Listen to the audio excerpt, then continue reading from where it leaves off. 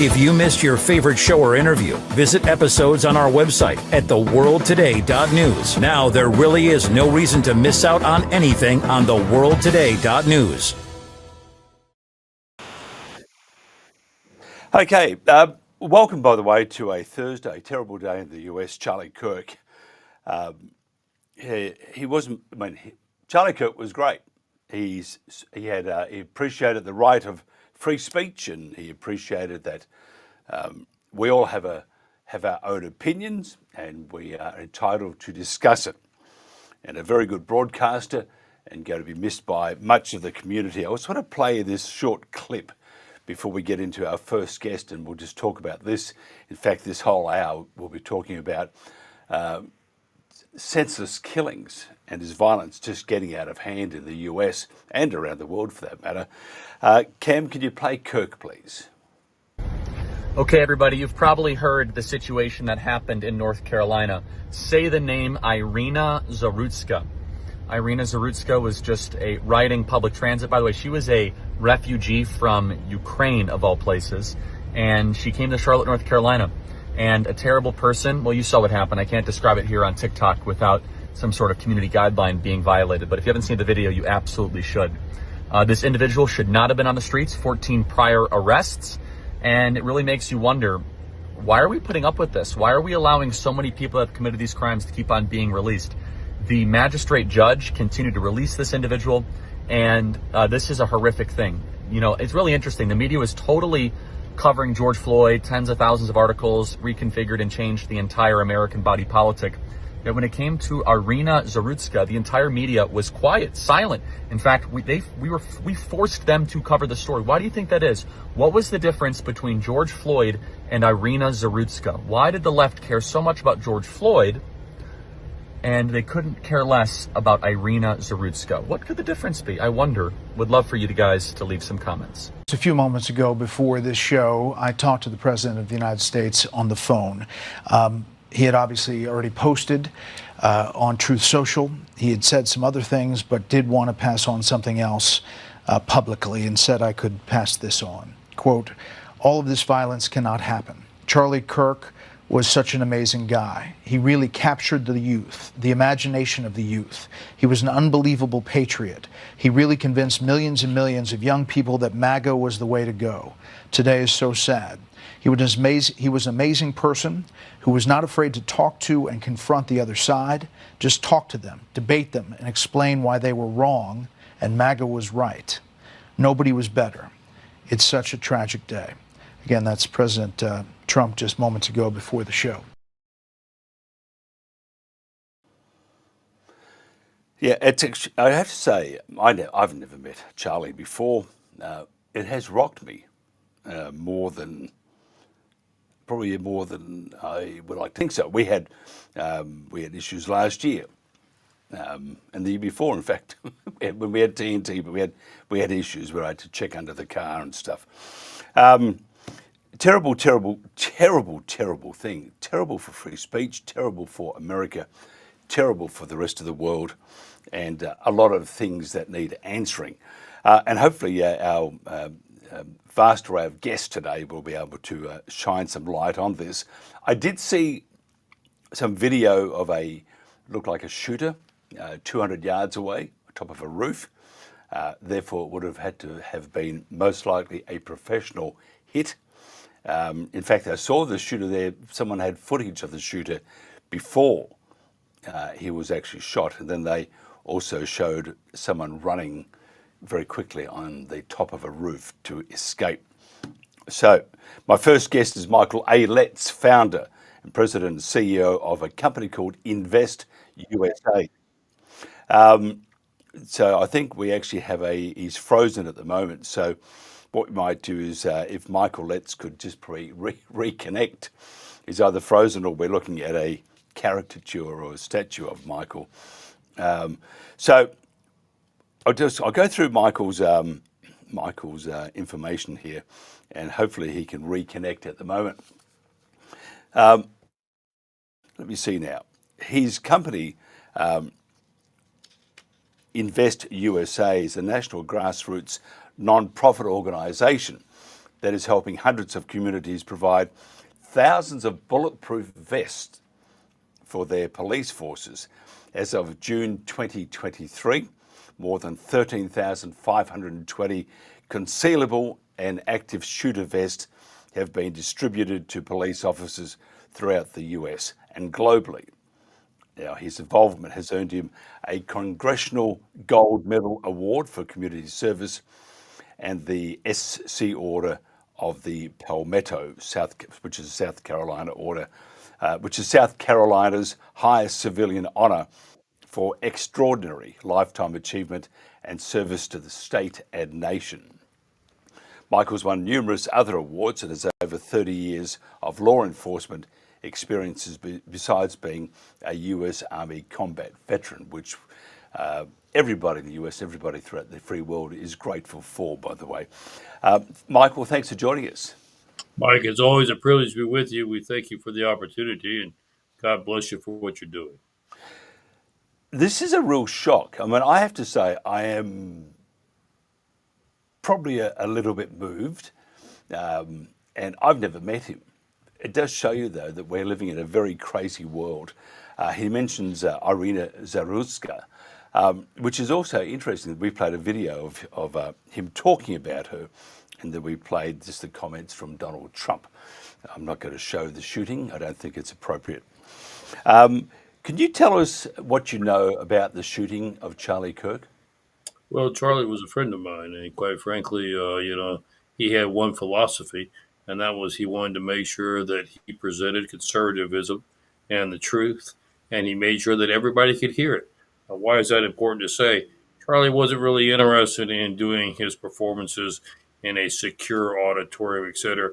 He wanted to be right in the middle of campus on a campus open course so that anybody walking, anybody around could participate, listen, and exchange, challenge him to debates if necessary.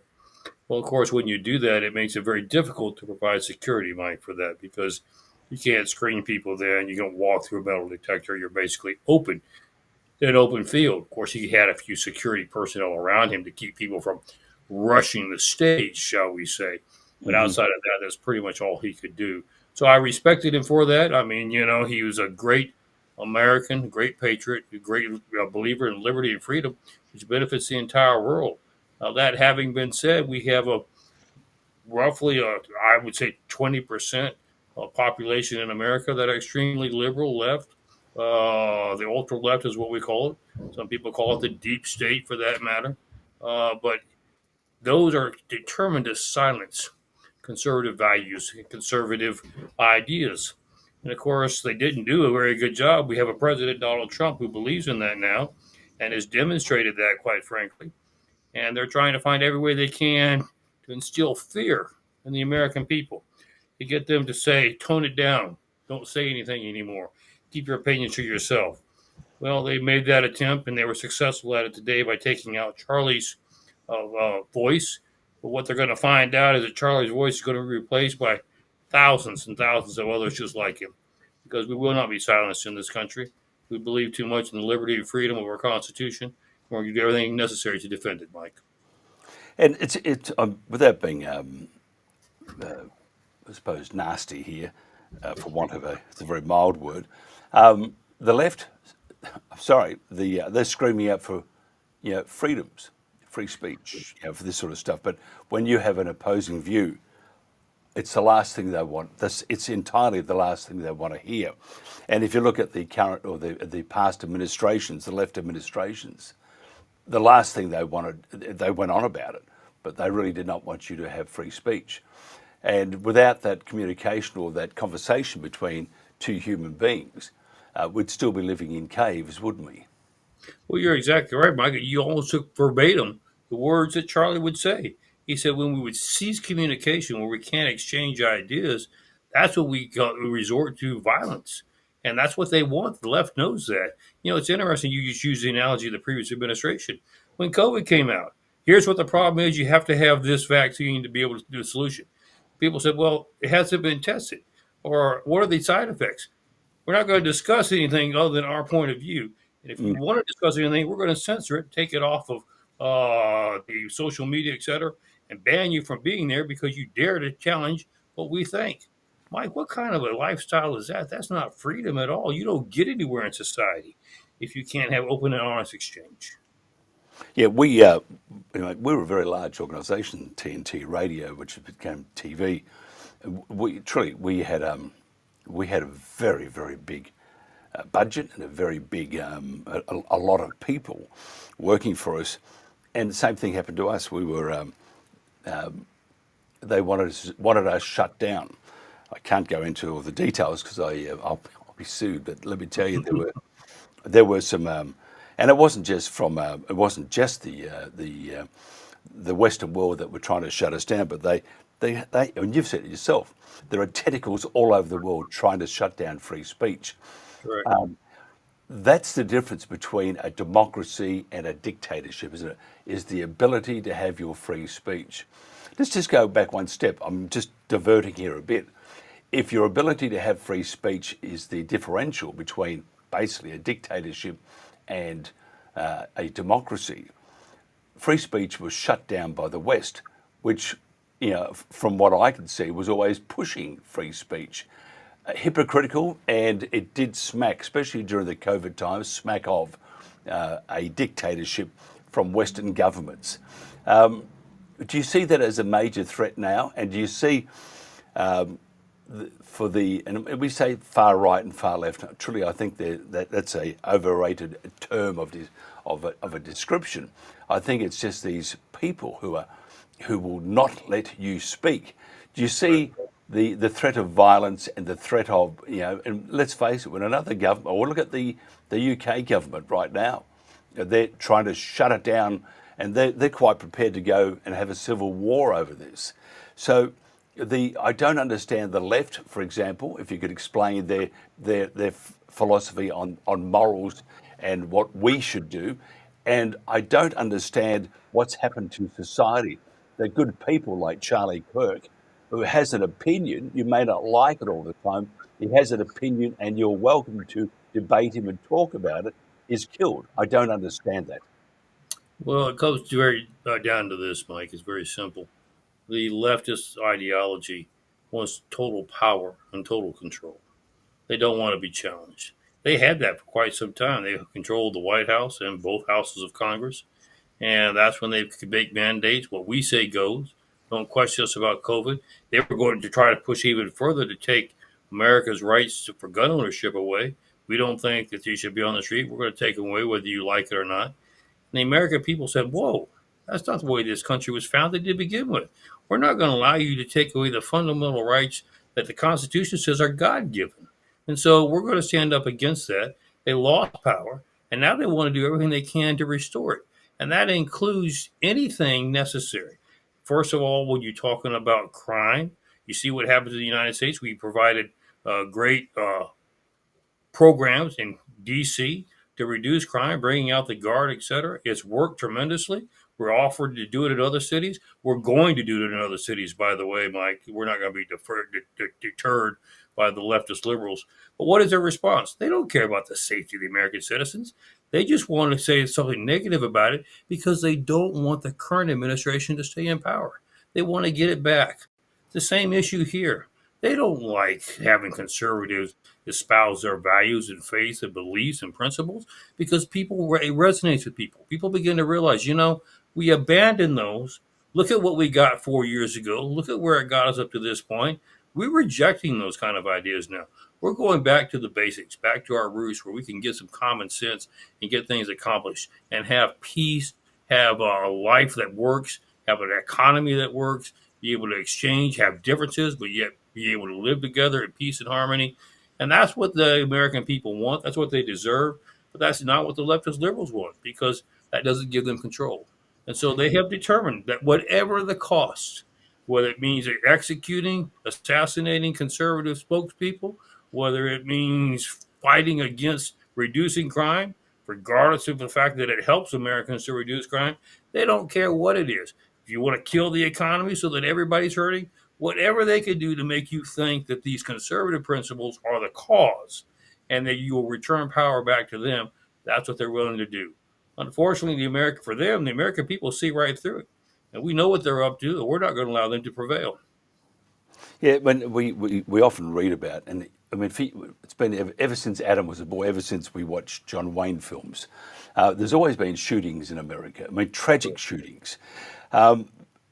Is anyone safe? We look at Iryna Zarutska, who was just sitting in public transport. Then we look at Charlie Kirk, who was sprouting free speech, freedom. Is anyone safe now in the US? And that just will point to my next question. But if you can answer that one too, because I don't think they are now. This poor woman, she was just sitting there. Correct. Sitting there, just minding her own business, zoned out, and she was killed. Well, you're exactly right. Did you answer your question specifically? No. No one is safe the way they need to be. And it's guaranteed under the Constitution. That's one of our constitutional rights to be safe. Now, Charlie's a little different than the young girl in Charlotte. The young girl in Charlotte was not safe because of public policies. What were those policies? The person that assaulted her had been in prison, not jail, in prison 14 times and released every time on early release because they were looking for the space or they wanted to try to rehabilitate him. He should have never been out after the first time. So that was a policy that caused that. With Charlie, you have ideology, crazy people out here that are so determined to be back in power again that they will do whatever is necessary to silence the conservative views that are being given. And that's even a broader and even deeper issue because that affects us all across the country. You're ex-military. The shot was 200 yards, at least 200 yards away. There's some video. Someone saw him lying from a distance. And after the shot, there was a picture of this fellow running across the top of the building, which obviously the chances are it was the shooter. 200 yards is a long way. And got Charlie in the neck. Would that have been a professional hit or someone who's just very good? It could have been someone that's very good, but not likely, Mike. Look, you've got to look at beyond just the shot. You've got to look at the intel, the logistics it takes, the financing it takes. Okay, it takes money to be able to prepare yourself, to have the right weapon, to have the right ammo, to get there, to position yourself. That usually is what we call a coordinated, syndicated effort. Usually when they're coordinated, syndicated efforts, especially when they're tied into such a thing as trying to silence a cause or a movement, that's more complicated, and that's usually many more parties are involved. So I don't expect it. I expect the mainstream media to tell you, oh, it was some crazy guy on a rooftop that was just walking by and got TO'd about something that was said, turned around and shot him. That's not going to be the case. This is a professional hit. Tell me about Invest USA, and it's much to your horror, I would imagine there's going to be a spike in demand for your goods and services. Well, we started Invest USA in 1993, 32 years ago, because we were putting officers on the street that didn't have bulletproof vests. And we got that number down. There were 52% of cops across the country who had no vests. We got that down to 19%, but then they opened up the borders. And we've had the cartels pouring in, the drug traffickers, the human sex traffickers, the terrorists, etc. Well, they didn't just shoot pistols. And that's all a concealable vest will stop as a pistol. They were using long-range rifles, so your AK-47s, shotguns, etc. So we had to develop new technology called active shooter vests. Stop anything, pistol or a rifle round. Unfortunately, only 10% of cops across the country have that new technology, and so they're rushing into these life and death situations, ill-prepared, ill-equipped. We're determined to make sure that we save as many of them as possible. That's why we started the charity. We're continuing on our mission until every cop in America has the necessary protection. It would have been nice that Charlie would be able to have one of those vests. It's a shame that we've got to that point, Mike. But it's to the point now where if you're conservative and you're vocal, you might not need to be wearing a vest 24/7. I don't think the vest would have helped him though. He was shot at the neck, I think. Yeah. But I do understand your point. Just quickly, we're running out of time here. Your thoughts on the media reporting of this event? Well, I think it's ironic that the media, first of all, downplays it from the standpoint he contributed to it. It was his message. If he hadn't been saying those kind of things, nobody would have cared and nobody would have taken a shot at him. Well, the problem with that logic, Mike, is what? So now we're saying that there's not freedom of speech anymore. You can't express yourself, your opinions. You can't debate policy. You can't determine the future of your country. That's not a country any of us want to live in. So that is what the mainstream media is trying to portray. Somehow it was his conservative values or his rhetoric that caused this situation. When the truth of the matter is, it's the violence being propagated by the leftist extremists and the policies that they propagate of trying to make sure that criminals are put out on the street faster than the cops can bring them in. Those are the kind of things that have to change. Yeah. A pleasure chatting with you too on such a very sad day. Michael A. Letts, founder, president, and CEO of Invest USA. Thank you very much, sir. Thank you, Mike. God bless. God bless America. God bless Australia. And we look forward to working, together for freedom for the entire globe. Couldn't speak any more than that. That is truly that's what it's all about. It's about democracy, freedom, and our right to have a discussion, which is all about, again, democracy. This is The World Today. We're today's news talk, The World Today. Joe Hoft is a radio and TV host and author, one of the Hoft brothers, part of the Gateway Pundit. Currently, Joe hosts the Joe Hoft Show weekdays in the US at Frank's Speech, stroke Lindell TV, Conservative Daily. He's also a frequent guest himself on numerous TV shows, radio shows, and podcasts. You can follow Joe at The Real Joe Hoft. Visit his website at joehoft.com, and was here at TNT Radio for a long time here at, not TNT Radio. Miss those days. Joe, thanks for joining us. Mm-hmm. Yeah, it's great being here, Mike. Thanks for having me again. Terrible, terrible, terrible news regarding Charlie Kirk. It's real sad, real sad. A lot of people choked up. A lot of people reached out to me. My brother, Jim. We've known Charlie a long time.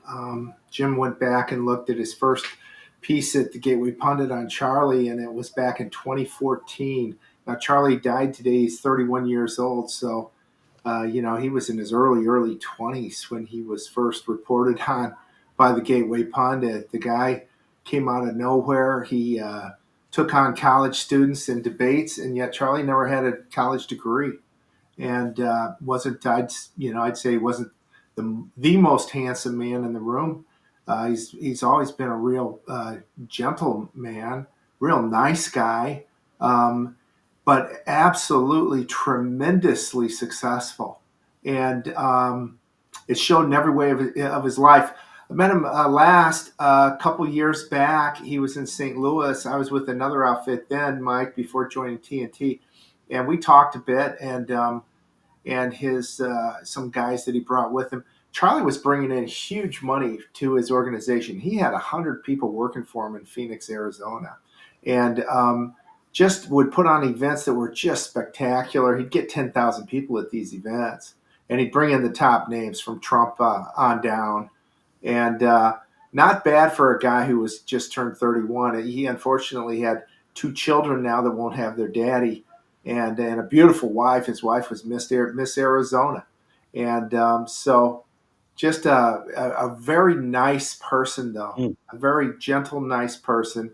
Very sharp, although he didn't have the degrees, and built an organization that was very, very successful, and made his name. Mike, it's this, and Jim and I were talking earlier today, and both getting choked up. Can almost get choked up now. He was just a really nice guy, Mike. He was just a gentleman. Anybody you hear talk about him the next few days will just say, "What a nice guy." He worked really hard to get Trump back in the office, like all of us, after the stolen 2020 election, and then the attacks on President Trump. It's all a pattern, like your previous guest said. It's all part of the same system. It's the same thing. It's the truth tellers and the effective ones are the ones that get attacked, whether it be TNT or the Gateway Pundit or Charlie Kirk, whoever. You're going to get attacked if you're doing a great job. And that's where we are today in this world. And it's really scary. I think that's the thing that people are waking up to today in the U.S. is just really a lot of anger to us. Like, we're tired of this. We represent a super majority of America. We've got our elections stolen. We've got a judicial system that's a joke. We've got judges that aren't. Some of them don't even have law degrees, like the judge that allowed this guy to walk around the streets of North Carolina and kill that young, beautiful girl Mm. And so it's been one hell of a last couple days for America. Great young Americans have been killed, and it's dark. I can remember having Michelle Bachmann, former U.S. rep, on my show once, and we talked about the left. This was after Afghanistan, after the terrible surrender by Biden. There, it was just a nightmare on so many counts. It couldn't have been worse.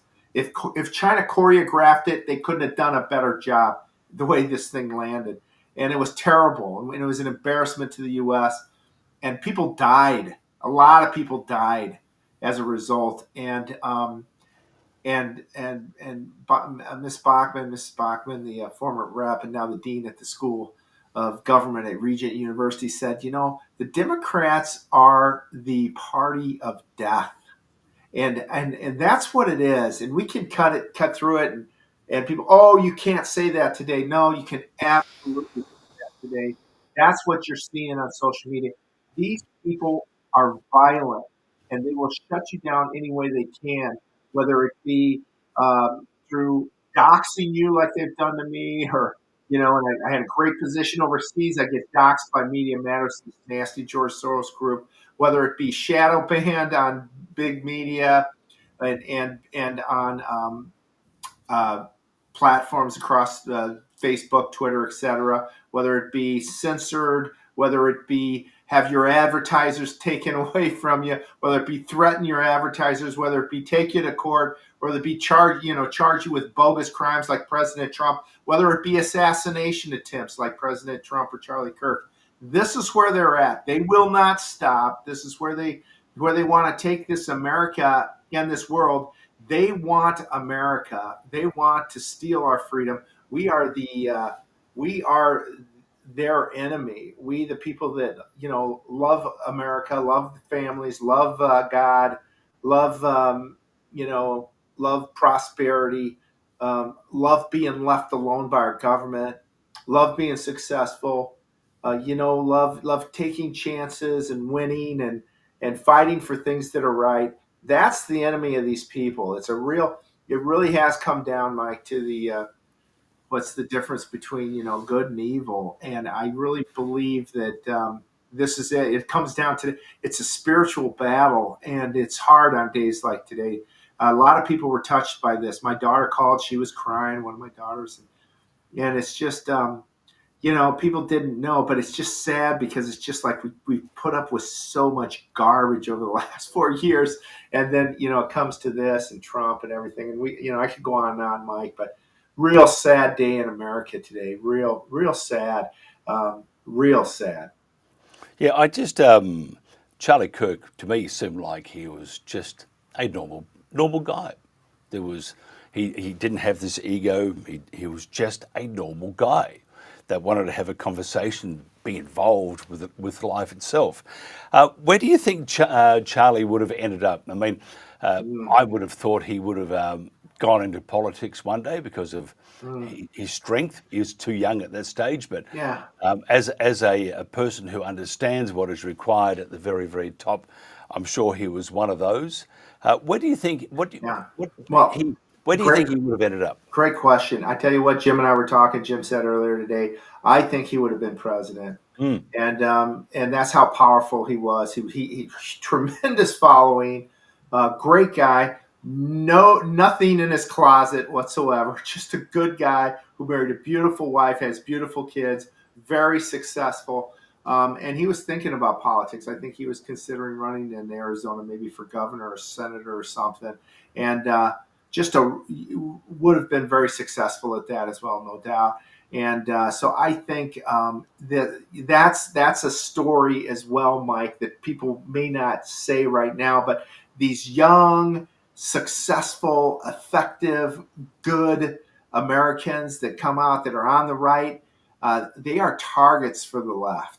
And whether it be like in Charlie's case where they've assassinated him, we've seen it elsewhere where they assassinate people via lawfare, where they make false charges about some of these really good people and crush them financially and through the legal system. This is I think Charlie could have gone far, and we've seen it with other people. We're like, what's going on. I just wrote a story about a lady in Florida, a young girl that ran for the U.S. For the House seat in the state. Went to the state, was very successful standing up against child trafficking, et cetera, especially here in Florida. And they made up charges against her. And then 2 days before Biden left office, they charged her with a bogus crime, and it took 5 months for the DOJ to get rid of that case and throw it out. But that's what they'll do. We saw it with Trump with Mar-a-Lago. We saw it with Trump with all his cases. The C. Jean Carroll case, crazy lady who's accusing him of raping her from years ago and can't even give us a date, which would provide Trump, by the way, an alibi, no doubt. This is the stuff we're up against, Mike. It's real dark times. I sit back and think, was it always this bad? And I'm thinking probably, in the Middle Ages and stuff, there's some really dark times. The Nazis, that was certainly pretty horrific what they did. But this stuff that's going on now, it's really, really, it's historic and it's powerful. I think today's another historic day in America. Just like Trump, these last few years, the last year with Trump's assassination attempt on Trump's win, the incredible work he's doing now, still facing daily this garbage from these garbage judges or the garbage Fed or whatever it might be that he has to tackle, because we just want government to get out of the way, let us be free, and protect us, our borders and our people. And under Biden, it was the opposite. It was the destruction of America. It was like China was running the U.S. And guys like Charlie were a big part of getting Trump back in office. Look, if you don't mind, I'm going to bring in Timothy Shea a bit earlier. I mean, another part of the TNT stable and I think you guys were superstars because you nutted it exactly on the head. I don't need to make any introductions. You know each other. Hey, Joe. Hey, Mike. Timothy, you're just, again, you would have been absolutely appalled and dismayed at the senseless assassination of Charlie Kirk. Well, that's exactly the right word to use, Mike. Assassination. This wasn't just a political assassination. It was also a religious assassination. Charlie might not have been a Catholic, but he was a devout Christian. I have every confidence that he is now gazing upon the beatific vision, the face of our Lord. I weep for his family. I weep for his country. And for us, he's, it's trite to say he's in a better place, but I believe Charlie is in heaven. Where we go from here is the question. The immediate reaction is anger, and that's fine. Anger is a great emotion. I heard Father Mike Schmitz earlier say that anger is like wet concrete, right? But you need to tamp it out before it sets, because you don't want it to set into resentment or worse, into hatred. I think back, I'm an Xer, so I think back to Star Wars with Obi-Wan Kenobi saying, if you strike me down, I'll be more powerful than ever. I think today 10 million Charlie Kirks were spawned because Gen Z and Gen Alpha, for the most part, we're going to get to that in a minute, they looked upon him as one of their own, one of their voices in this political environment where you've got gray hairs like the three of us. Charlie was only 31. He'd been doing this for 13 years. So 18-year-old kid started out, and he affected tens of millions of lives. He touched hundreds of millions of lives. He is certainly going to be missed, but his legacy is going to be incomparable, I think. Joe, where do we go from here? Well, it's going to be tough for a few days here. I see President Trump's ordered flights go half mast for the next till Sunday, I guess. There's going to be a lot of reflection. The initial, I don't know if you've noticed this, Tim, the initial reaction on social media. There's a lot of people I really respect that are angry. They're angry. We're tired of this. We stand for the truth, and we get shot at. We get assassinated attempts against us. Not us, thankfully, particularly, but the stuff they're doing to shut down the truth. And quite frankly, the thing that I'm angry about too is the media. This media is so gross, and fortunately, Americans are stepping away from it in leaps because they lie so much and they omit so much truth. So, in that sense, that's good. But this media is so dark right now.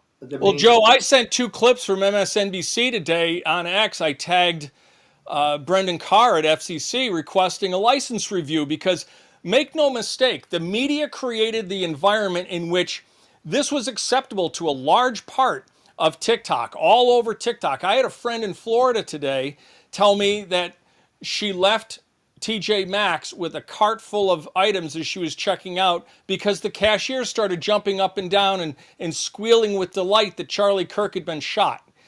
There's a serious problem, and if people don't think we're fighting a spiritual battle, this is not a battle against flesh and bone. This is a battle against powers and principalities. And make no mistake, this is the fruit from the seeds that were planted on Bastille Day in France in the late 19th or 18th century, and that were watered and fed in the 1960s. This is the 1960s come to fruition right here. It's the Red-Green Alliance, it's communism, Marxism, and Islam joined together to take down Western civilization. That's what this is about. But I think we're winning. I mean, in a large part, we have crushed these. They have guys, to do this. but we have to. Yeah, we are winning because they have to resort to this. Well, and we had Trump win, but that was just like, taking Normandy. We've got the Battle of the Bulge ahead of us, etc. This thing is a mess. These people, what we're seeing in our media, though, Mike, I grew up in the U.S. where we had Harry Reasoner and Walter Cronkite, and they were lefties. I find out later they were pretty far left. But they weren't saying the stuff that we're hearing today. The stuff today is just vile. It's anti-American. It's sick stuff that these guys I expect would be very upset about. And Can I ask Jasmine Crockett and the Democrats booed Lauren Boebert's request for a moment of prayer for Charlie. She booed, and when she got hammered down by the speakers, she stormed out of the chamber. Wow. But Joe, you said the most important word a few minutes ago: effective. They had to assassinate Charlie because he was effective. He was changing minds. And quite frankly, I used to watch him because I've been blessed with a very quick mind and an even quicker tongue. And I used to watch Charlie to see how he would engage in debate with people. He had a charity and a charism and they say he's divisive and radical and all this. No, Charlie had a gentleness about him and a wit. But he was very charitable to people, and he evinced empathy and really tried to engage them on a human level. It's a tremendous loss to the country. And that's what they don't like. Sorry, Mike, but that's what they don't like. They don't want us to share the truth. Yeah. Charlie was so effective because he talked to these kids and point out, hey, that's not saying it, but that's really dumb. Look at this. This is what you want. You don't want this. You want this. You want to be happy. You don't want to be that way. And had an incredible way. Probably one of the best debaters I've maybe seen. Maybe I think J.D. Vance is good. And Trump, I got to tell you, Trump's unique characteristics in debate were unbelievable. We'll never have anybody like him. But Charlie Kirk with these young guys was so effective. He was so smart, so good, and he was. The kids today, Mike, in America, the kids, I'll call them the kids. I'm an older man now. These kids in high school and in college, they are Trump supporters. And the left, their numbers are diminishing. You see the people that they've protested over the weekend, protested against reducing crime in D.C. They're all brought in, and they're all over 70 whites, Caucasians from the Northeast. It's crazy, and they call us racist when Trump's trying to save this mostly black population in D.C. that lives in hell because of the policies from the left. That's what it's about too. That this young, beautiful woman from Ukraine that gets killed. That picture, Mike, I didn't see it till yesterday, where she's looking up at her killer after he stabbed her 3 times in the neck, and that look is just shocking. I don't know how to say it. It says so much, like, what are you doing? You know? And she Like, rolls over and dies, you now, know? it's really hard having two hosts on because I'm going to lose this battle. But I want to know, how do we fix it? Part one of the question, and because I won't get many more questions in, I'll ask them now. Part two, are we on the edge of an abyss, or are we in it, and how do we get out? Go ahead. Tim. We've been in an abyss, and I think people are just finally starting to wake up and realize that. And let's talk about the hypocrisy of the left for an example. Where are all the people that were all Slava Ukraini and with their flags and everything, and a beautiful 23-year-old Ukrainian refugee, an actual honest to goodness refugee, gets brutally murdered just coming home from. This is a girl that could have been a TikTok influencer. She could have been a fashion model. She was gorgeous. Apparently, she was just a good girl working in a pizza shop.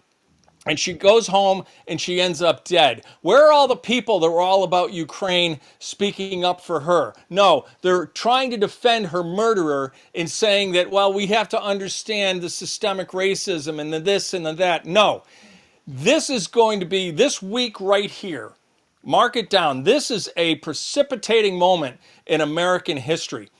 The tide has officially turned, and as Chuck Schumer said, they're going to reap the whirlwind. And I'm not talking street violence, but legally dismantling the left. These NGOs are going to be shut down.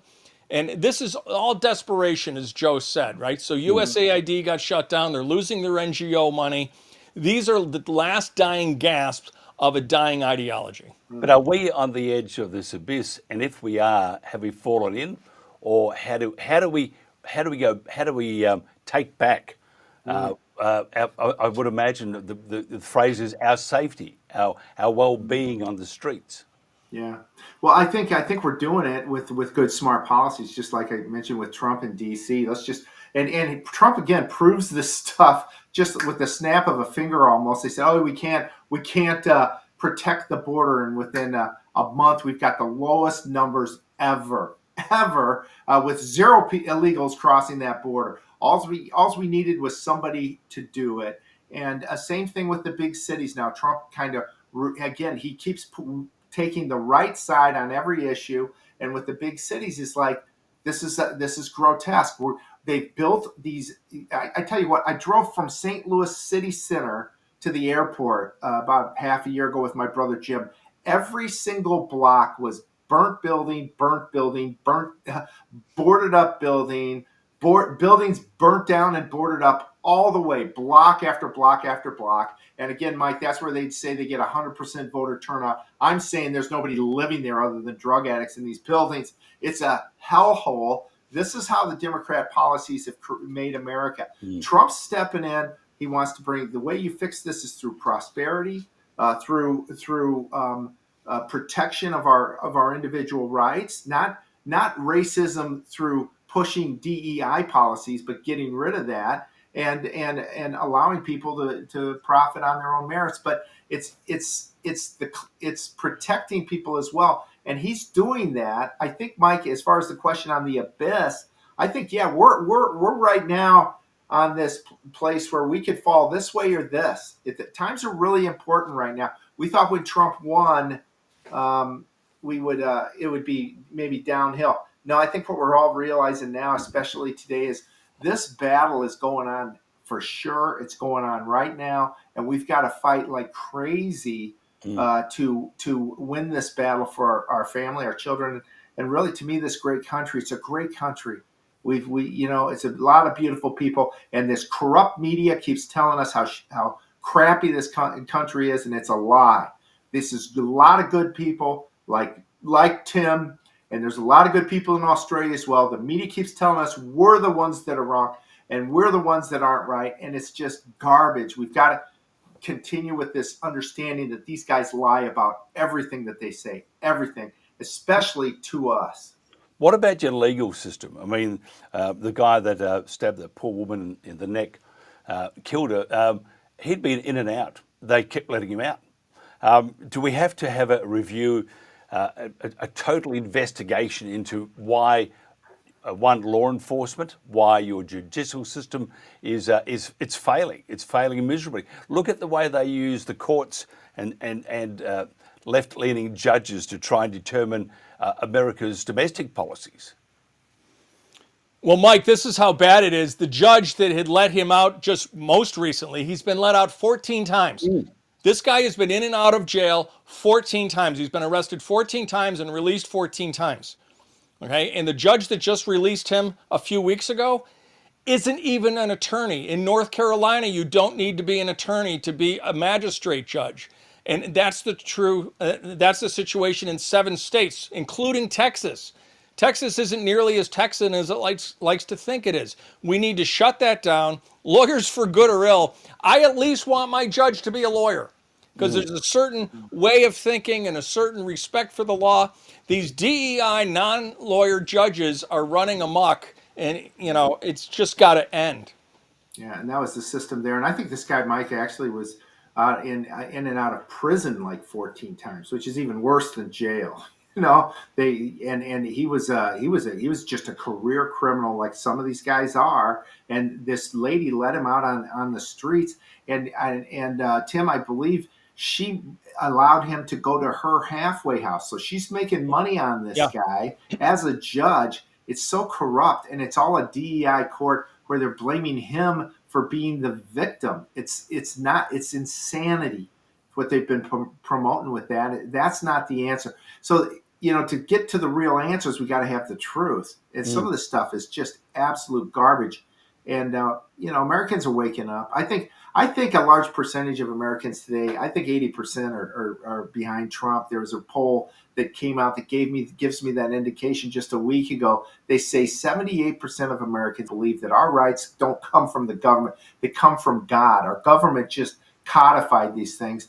And that tells me these people are on our side. They're with us. And the numbers keep growing. This today, again, will be another moment, I believe, where more and more people are going to be jumping on our side because they don't want to see this. They don't want to see this. What about the Timothy? But what about the media's role in this? Legacy media. When we roll clips and stuff, we look at how they behave themselves, and example after example, it is absolute blatant lies. But at the same time, they're inciting. They're the attacks on Donald Trump, for example, incite those who aren't all together upstairs. How do we? And you got to be very careful if you want to rein in the media, because we're reining in free speech. I would dare say that the legacy media these days is not interested in free speech. It is interested in one narrative, and that's to make you do as you're told and bring everybody under control of the government. Well, Joe's exactly correct. All they do is lie. In fact, I've said that every single thing the left says, thinks, or does is either a lie or is predicated on a lie. And what do I mean by predicated on a lie?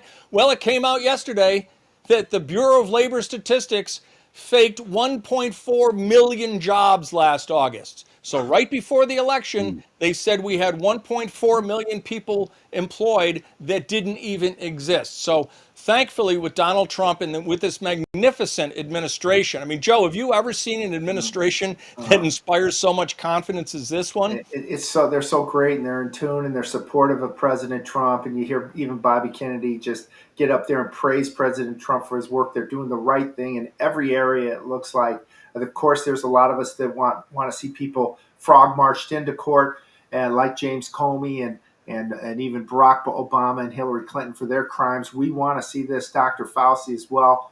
And that's one big frustration for a lot of us. It's like we keep seeing the stuff like we saw today. We see a good, young, innocent man, a father with 2 beautiful children and a beautiful wife get gunned down, one shot from some sort of professional sniper, it appears, at a distance. And I heard Kash Patel just came out like 20 minutes before this show that they've got the guy, the shooter. He's in custody now, is what they're saying.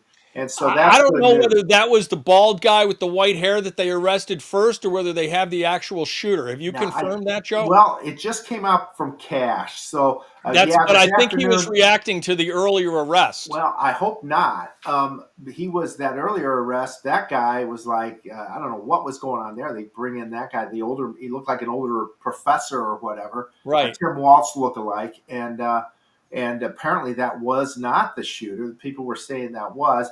Then, but there was these videos of this guy, and I think maybe Mike, you showed him at the beginning of the show. These guys running across the roofs reminded us of Butler. How is somebody able to do that? And anyways, according to Cash, they've got him. So it just came out 20 minutes before the show. So I'm thinking. Yeah, I was confused as to whether Cash was reporting on the Yeah, original arrest or yeah. whether there was a subsequent arrest. I'm assuming he's not, on the original arrest. I'm assuming they got the right guy. I'm hoping. Well, whoever it was wasn't in the crowd, because that was a high-powered rifle shot. That was a deer rifle, or that wasn't an AR, or it wasn't anything small caliber, because that was a very significant Brutal. rifle crack. 200 yards.